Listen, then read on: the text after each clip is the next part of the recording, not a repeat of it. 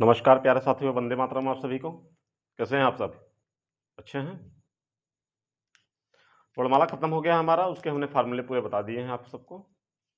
आज हम आपको बताए थे शब्दरचना पढ़ाने के लिए। ठीक, शब्दरचना आप सब बहुत अच्छे से पढ़िए। बहुत गंभीर टॉपिक है, उससे एग्जाम में क्वेश्चन भी पूछते हैं, क्योंकि इसमें आपका तत्सम तद्भव भी आएगा, रूढ़ योग यौगिक। ठीक, तो शब्द रचना बहुत ही ज़्यादा एग्जाम के हिसाब से बहुत ही इंपॉर्टेंट है। तो आप शब्द रचना हेडिंग डाल लीजिए, शब्द रचना।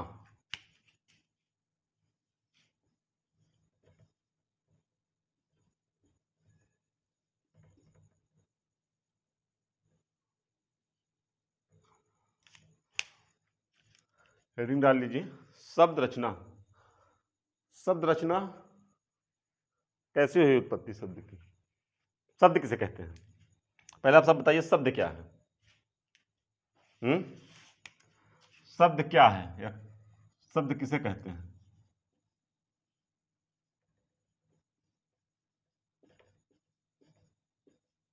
शब्द किसे कहते हैं? हाँ? कैसे जानेंगे हम यह शब्द है? हाँ?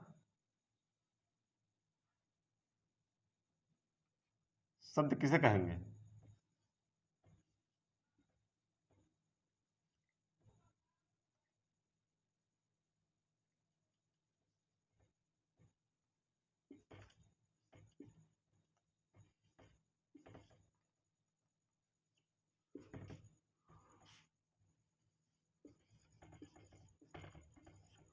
इन दोनों में बताइए शब्द कौन है? ये शब्द है, ये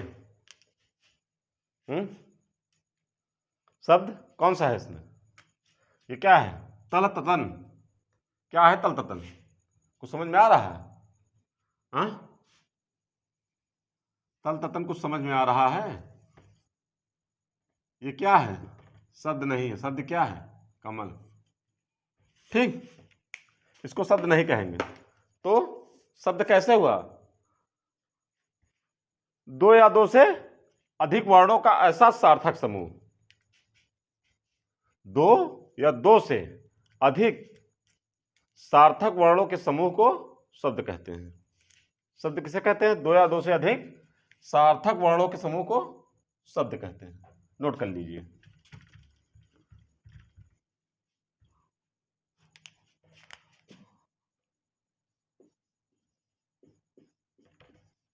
दो या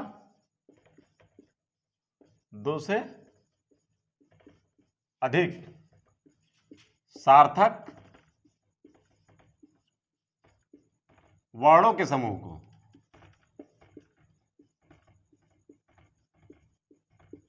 को क्या कहते हैं? हम शब्द कहते हैं।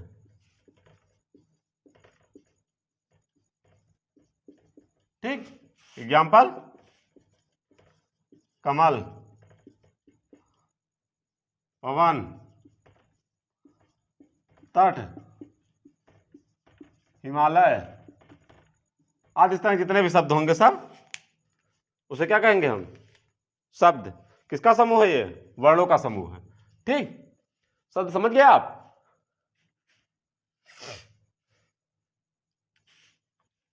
नोट कर लीजिए इसे। हमेशा सार्थक शब्दों का समूह शब्द कहलाएगा। शब्द अगर जो सार्थक नहीं होगा उसे हम शब्द नहीं कहेंगे। निरर्थक शब्दों को हम नहीं कहेंगे। ठीक, ये शब्द है। निरर्थक है तो उसका कोई मतलब नहीं, फिर वो शब्द कहाँ हो गया आपका? फिर वो शब्द नहीं है आपका। ठीक, कल एक लड़के ऑफलाइन बैच में कह रहा था कि सर जी शब्द कोई भी हो सकता है, जैसे जो लिखा ना जा सके, ध्वनि। हम कहे पागल, वो ध्वनि है, शब्द नहीं। जो चीज़ हम बात कर रहे हैं, जो चीज़ कह रहे हैं, शब्द वही है। जो हम कह रहे हैं वही हम लिख दें, जो समझ में आए वही शब्द है। निरर्थक का कौन सा शब्द? निरर्थक कोई शब्द है? निरर्थक हम शब्द थोड़ी नहीं कहते। अब जैसे वाक्य कहना हो, वाक्य क्या है? कोई ऐसे थोड़ी ना उल्टा सीधा लिखते चले जाओ वाक्य है। तो वाक्य क्या है? जैसे सार्थक शब्द हो, एक क्रम हो, एक श्रेणी हो, उसे तो वाक्य हो गए। अब जैसे मैं कह दूं वाक्य क्या है? जैसे राम है, घर, जा, खाता। अब क्या है?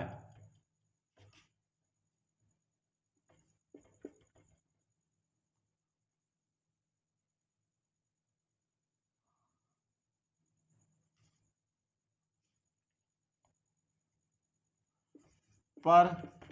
ठीक। अब ये क्या है? ये वाक्य है, इसका वाक्य क्या होगा सही? राम, अगर इसको सही लिखना क्या? राम घर घर पर खाता है, तो ये क्या हो जाएगा? वाक्य हो जाएगा। तो सार्थक होना चाहिए कोई चीज, बगैर सार्थक का नहीं हो। सार्थक नहीं है तो वो वाक्य नहीं कहलाएगा, वो शब्द नहीं कहलाएगा, सार्थक नहीं। तो हमेशा सार्थक वर्णों के समूह को हम शब्द कहते हैं। ठीक, इसको नोट डाउन कर लीजिए आप। सार्थक शब्दों के समूह को क्या कहते हैं हम? शब्द। ठीक। अब हेडिंग डाल लीजिए शब्द के भेद।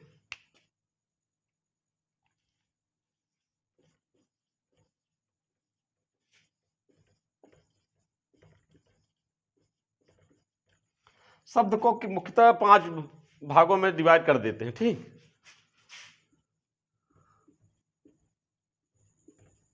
शब्द को मुख्यतः 5 भागों में बांटते हैं। कौन कौन से? पहला आपका रचना के आधार पे शब्द के भेद। रचना के आधार पर शब्द के भेद। ठीक। दूसरा आपका उत्पत्ति के आधार पर।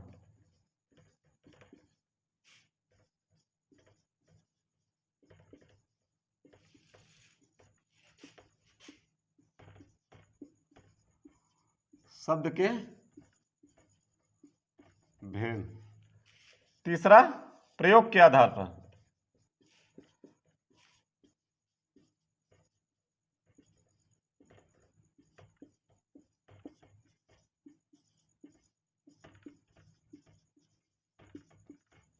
चौथा आपका अर्थ के आधार पर।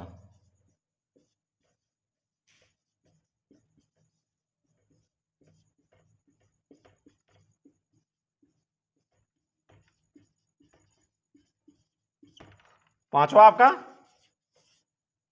क्या? अर्थ व्युत्पत्ति के आधार पर। ठीक।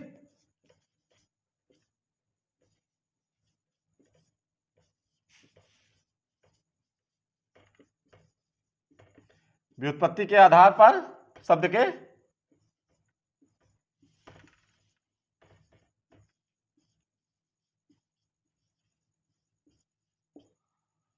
कल एक लड़का कमेंट किया था, सर क्या ये वीडियो में काम आएगा जो कैंसिल हुई है सुप्रीम हाई कोर्ट से, क्या उसमें एग्जाम में काम आएगा? ये सभी एग्जाम में, ऑल ओवर जितने भी हिंदी के हैं वनडे एग्जाम से रिलेटेड, उसमें सभी में काम आएंगे ये आपके। कोई भी एग्जाम आप दीजिए, ठीक, इससे बाहर नहीं आएगा आपका। ठीक, ग्रामर रूप से कुछ चीजें होती हैं जो आपको थोड़ा नोट डाउन में दूंगा, प्रिंटेड नोट्स। ठीक, तो पीडीएफ में, दूंगा, उसको भी आप के साथ पढ़ लीजिएगा। तो इससे बाहर जो पढ़ा दे रहा हूं उससे बाहर नहीं एग्जाम पूछेगा। ठीक, तो वीडियो में भी इसका उपयोग होगा, नोट कर लीजिए इसे।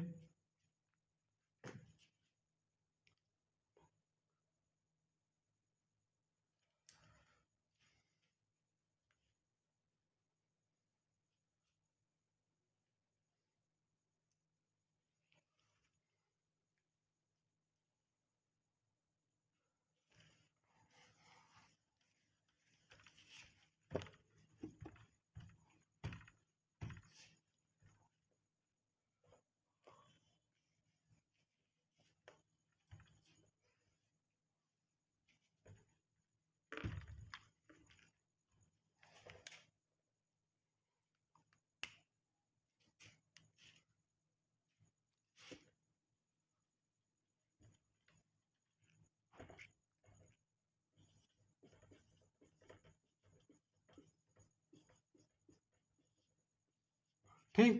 अब पहला हम आपको बताएंगे रचना के आधार पर शब्द के भेद।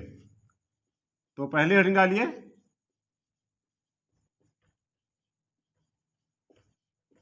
रचना के आधार पर शब्द के भेद।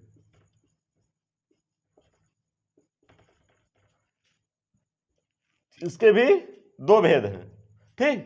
कौन कौन से? सॉरी, इसके रचना के आधार पे 3 भागों में बांटा गया है। कौन कौन से? रूढ़, यौगिक और योग रूढ़।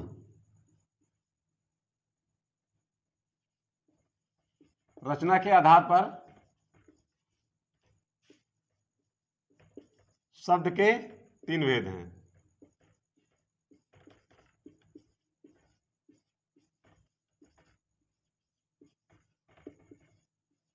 कौन कौन से? रूढ़ शब्द, यौगिक शब्द और आपका तीसरा योग रूढ़ शब्द।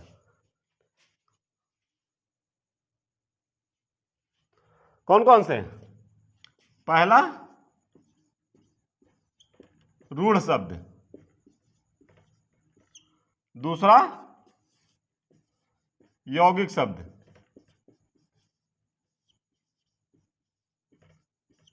तीसरा आपका योग रूढ़।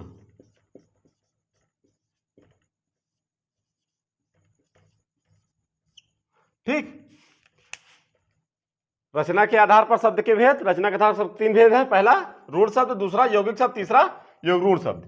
ठीक, बहुत इंपॉर्टेंट टॉपिक है ये, आप इसको ध्यान देते चलिए।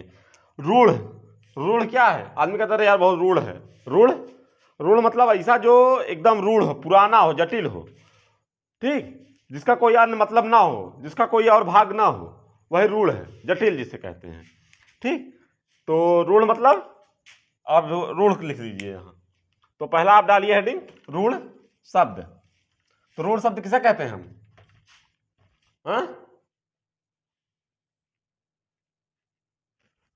रूढ़ शब्द किसे कहते हैं? ऐसे शब्द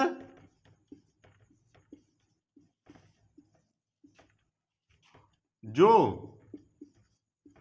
उत्पत्ति से लेकर, उत्पत्ति मतलब जब से शब्द का उत्पन्न हुआ है, जब से वो शब्द प्रयोग में आया है,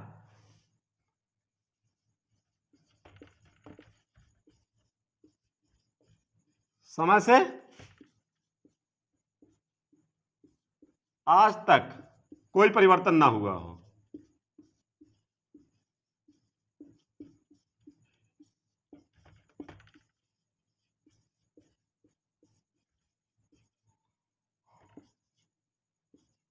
उन्हें रूढ़ शब्द कहते हैं।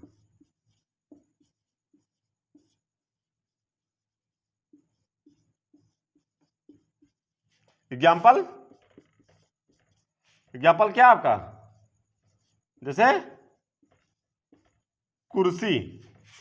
अब कुर्सी हमारे दिमाग में आता है तो पहले क्या चला जाता है? कुर्सी। कुर्सी यानी जिसके 4 पावा हो और बैठने वाला स्थान हो, जिसके 4 पावा लगे हो, बैठे। कुर्सी मतलब दिमाग में खर्च आ गया, उसका कोई दूसरा अर्थ नहीं जा रहा हमारा कुर्सी कि कुर्सी से हमारा भैंस में चला गया, 4 टांग है बहू, कुर्सी से हमारा तखत चला आया, या कुर्सी से हमारा मेज चला, नहीं, कुर्सी से हमारा जग, तुरंत वही शब्द जा रहा है दिमाग में, ठीक। यानी क्या? कुर्सी मतलब बस बैठने का स्थान जिसपे 4 घोड़ा लगा हो, बैठ जाए, वो हमारा क्या है? कुर्सी है। तो कुर्सी से हमारा क्या है? योग रूढ़ है। यानी जब से शब्द बना तब से आज तक इसका कोई परिवर्तन नहीं हुआ है व्याकरण में, तब से वो शब्द आज से आज तक ऐसे ही चला आ रहा है, कुर्सी, ठीक। इसी तरह हमारा फूल, फूल। अब जैसे फूल चला रहा है, जब कब से? आदिकाल से, जब से फूल चले आ रहे हैं, जब से व्याकरण में इसका प्रयोग हुआ फूल से, तब से फूल चला रहा है। फूल का मतलब ऐसा फूल जो सुगंधित हो। फूल मतलब हमारा दिमाग कोई और दूसरा नहीं बनता। फूल, फूल मतलब हमारे दिमाग में बस यही बन जाता है, ठीक। और शब्द कैसे हैं? जैसे मेज, आपका बल्ब, ट्यूबलाइट,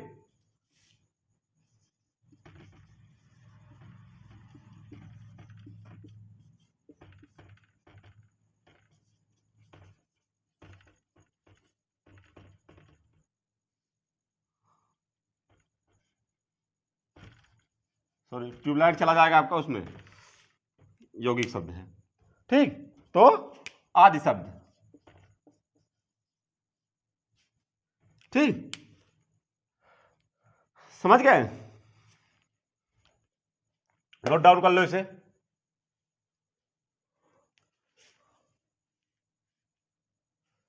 दूसरा आपका यौगिक शब्द। यौगिक शब्द किसे कहते हैं? यौगिक। यौगिक से क्या समझ में आ रहा है? यौगिक यानी जुड़ना। यौगिक मतलब क्या है? अगर मैं यौगिक कह रहा हूं, यौगिक मतलब योग, योग यानी जुड़ना। दूसरा यौगिक शब्द,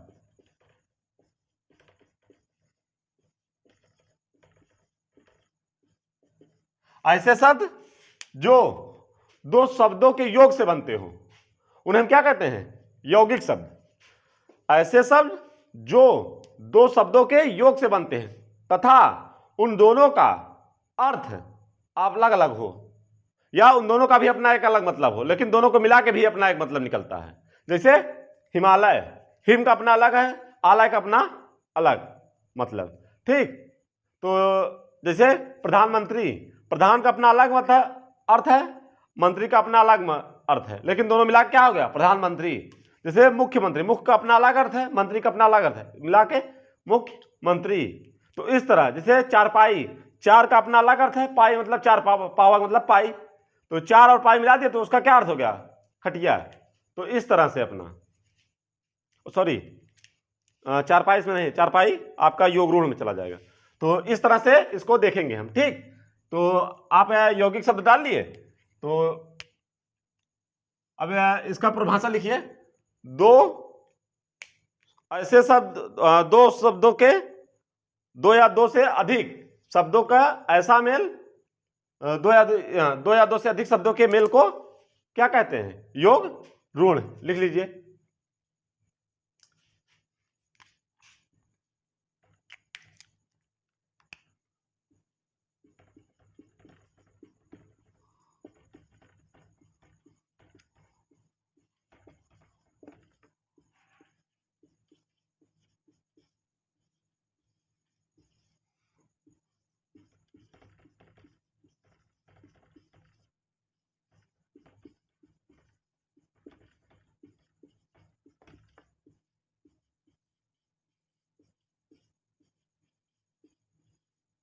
ठीक, एग्जाम्पल आपका क्या?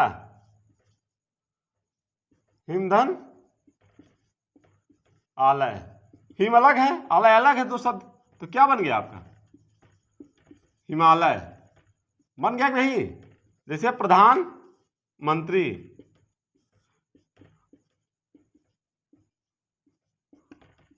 तो क्या हो गया आपका शब्द? प्रधान मंत्री। जैसे क्या है आपका? मुख्य अपना अलग शब्द और मंत्री अलग शब्द, तो क्या हो गया? मुख्य मंत्री। ठीक, ऐसे शब्द क्या होते हैं? यौगिक शब्द कहलाते हैं हमारे। ठीक, लिख लीजिए इसे। इसके बाद आपका क्या बचता है? योग रूढ़। योग रूढ़, योग रूढ़ का क्या मतलब है आपका? योग यानी मिला हुआ, और रूढ़ मतलब जो परिवर्तित ना हो। तो ऐसे शब्द जो दो शब्दों से तो मिला हो लेकिन उसमें परिवर्तन न किया जा सके, उसे हम क्या कहते हैं? योग रूढ़।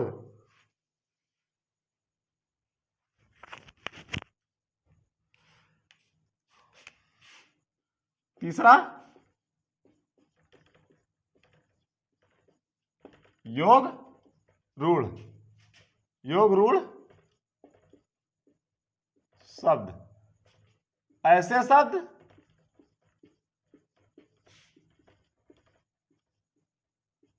जो दो शब्दों के योग से बनते हैं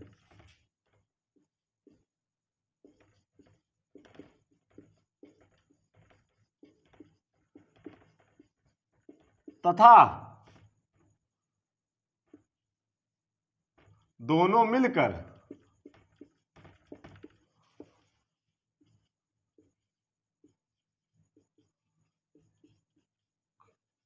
कोई विशेष अर्थ का निर्माण करते हैं।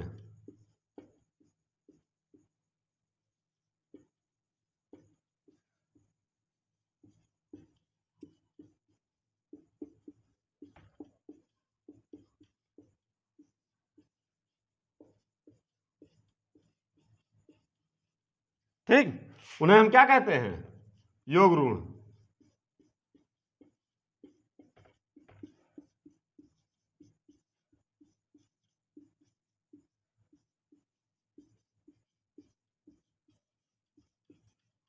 ठीक, तो ऐसे शब्द जो जिनको दो शब्दों के योग से बनते हैं, यहां दो लिख लीजिए,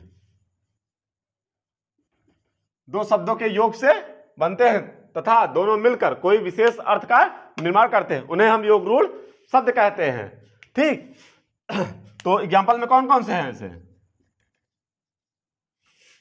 दो शब्द, जैसे अब चारपाई इसमें आ जाएगा, जैसे चार पाई, चार अपना अलग अर्थ है और पाई अपना अलग। चार मतलब चार और पाई मतलब चार गोले जिसके हैं, तो चार पाई यानी चार पाई हम कह दिए तो क्या ना, अब चार से कोई अर्थ निकलेगा ना, तो इसका उसके चार गोले से कोई अर्थ निकलेगा। इसका तीसरा अर्थ क्या निकलेगा? विशेष अर्थ, यानी खटिए के लिए मैं कह रहा हूं चारपाई यानी जिसपे लेटा जाए, उसे हम क्या कहते हैं? खटिया कहते हैं। तो ये खटिया का अर्थ दे रहा है चारपाई। ठीक, तो ये अपना अर्थ नहीं दे रहा, ना चार का अर्थ दे रहा है ना पाई का, तो किसका अर्थ दे रहा है?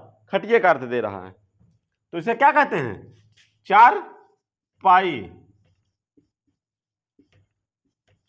ठीक, जैसे दशानन, दशानन किसका अर्थ दे रहा है? दस, दस अलग एक शब्द हो गया और आनंद अलग। दस मतलब दस, हम गिनती जान रहे हैं। आनंद मतलब सर, यानी सर जिसके, यानी 10 सर, यानी 10 है सर जिस क्या, यानी किसकी भी हम बात कर रहे हैं? रावण की। यानी अपना अर्थ ना देखे किसकी अर्थ दे रहा है? ये किसी दूसरे विशेष अर्थ दे रहा है। ठीक, जैसे लंबोदर, यानी ये क्या हो गया? एक हो गया लंबा, एक हो गया आपका उदर। उदर मानना गर्दन। ठीक, और दूसरा लंबा, लंबोदर। लंबोदर किसे कहते हैं? गणेश भगवान को। ठीक, तो आप इसे नोट कर लीजिए, योग ऋण। एक चीज और जान लीजिए, नोट करके यही लिख लीजिए, सभी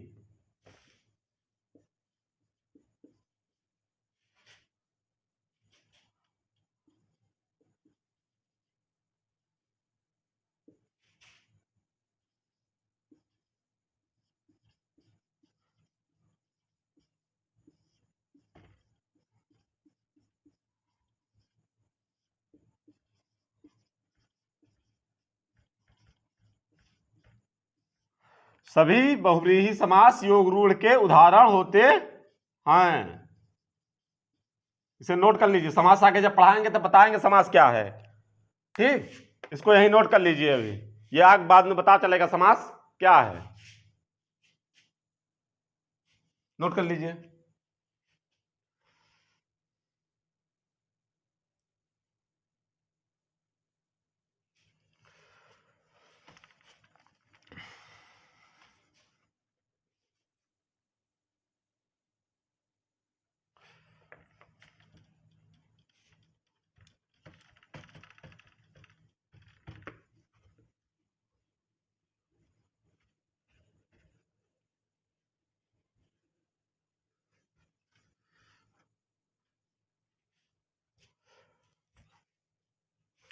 रचना के आधार पे शब्द के भेद बता दिए। अब हम आपको क्या बताएंगे?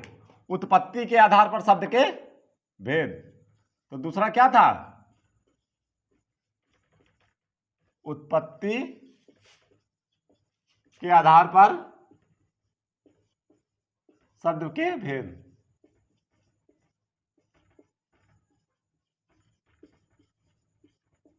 ठीक, तो उत्पत्ति के आधार पर शब्द के भेद कितने हैं? चार। कितने? चार। कौन कौन से? तत्सम, तद्भव, देशज, विदेशज। कितने? चार।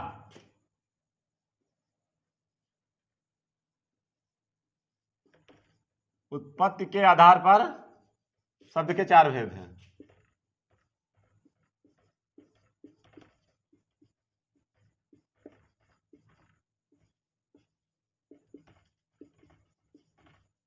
ठीक, कौन कौन से? पहला तत्सम, दूसरा तद्भव, तीसरा देशज,